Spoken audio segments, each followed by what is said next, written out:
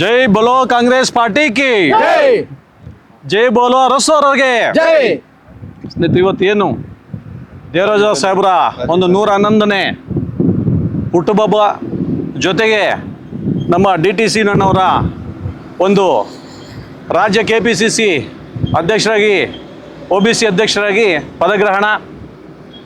ಅದೇ ರೀತಿಯಾಗಿ ಇವತ್ತು ನಮ್ಮ ಮಾಜಿ ಪ್ರಧಾನಿಗಳಾಗಿರ್ತಕ್ಕಂಥ ದಿವಂಗತ ರಾಜೀವ್ ಗಾಂಧಿಯವರ ಒಂದು ಪುಣ್ಯಸ್ಮರಣೆ ದಿವಸ.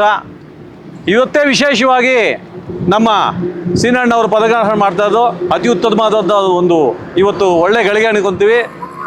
ಅದೇ ರೀತಿಯಾಗಿ ನಮ್ಮ ಶೋಷಿತ ವರ್ಗಗಳ ನಾಯಕರಾದಂಥ ನಮ್ಮ ದೇವರಾಜ ಅರಸು ಸಾಹೇಬ್ರ ಇವತ್ತು ಹುಟ್ಟುಹಬ್ಬ ಆಗ್ತಾ ಇರೋದು ಭಾಳ ಖುಷಿ ಆಗ್ತಾ ಇದೆ ನಮಗೆ.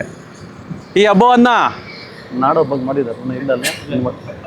ಇವತ್ತು ನಾನು ನಮ್ಮ ಕರ್ನಾಟಕ ಸರ್ಕಾರಕ್ಕೆ ಒಂದು ಮನವಿ, ನಮ್ಮ ತಾಲೂಕಿನ ಪರವಾಗಿ ಅಥವಾ ಜಿಲ್ಲಾಂತ ಪರವಾಗಿ ನಾಡಹಬ್ಬಗಳ ಒಂದು ಪಟ್ಟಿಯಲ್ಲಿ ನಮ್ಮ ದೇವರಾಜ ಅರಸವರ ಹಬ್ಬವನ್ನು ಆಚರಣೆ ಮಾಡಲು ಇವತ್ತು ಯಾವ ರೀತಿ ಪ್ರತಿಯೊಬ್ಬ ಸಮುದಾಯದ ನಾಯಕರ ಒಂದು ಹುಟ್ಟುಹಬ್ಬ ಮಾಡ್ತಾ ಇದ್ದಾರೆ, ಅದೇ ರೀತಿಯಾಗಿ ಪ್ರತಿ ವರ್ಷ ಕೂಡ ಇವರನ್ನು ವಿಜೃಂಭಣೆಯಿಂದ ಈ ರಾಜ್ಯದಲ್ಲಿ ಆಚರಣೆ ಆಗಬೇಕಂತ ನಾನು ಒತ್ತಾಯ ಮಾಡ್ತಾ ಇದ್ದೀನಿ.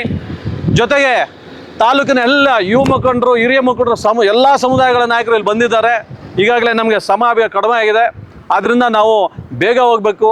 ನಮ್ಮ ದಲಿತ ಶೋಷಣೆಗಳ ಹರಿಕಾರರಾಗಿರ್ತಕ್ಕಂಥ, ಅವರ ವಿರುದ್ಧ ಹೋರಾಟ ಮಾಡತಕ್ಕಂಥ ನಮ್ಮ ಮಾಜಿ ರಾಜ್ಯ CM ಆಗಿರ್ತಕ್ಕಂಥ ನಮ್ಮ ದೇವರಾಜ ಸಾಹೇಬರ ಒಂದು ಹುಟ್ಟುಹಬ್ಬವನ್ನು ಇಡೀ ರಾಜ್ಯದಲ್ಲಿ ಅತ್ಯದ್ಭುತದಿಂದ ನಾವು ಇವತ್ತು ಸಮಾರಂಭವನ್ನು ಆಚರಣೆ ಮಾಡಿದ್ರು ಫ್ರೀಡಮ್ ಪಾರ್ಕಲ್ಲಿ.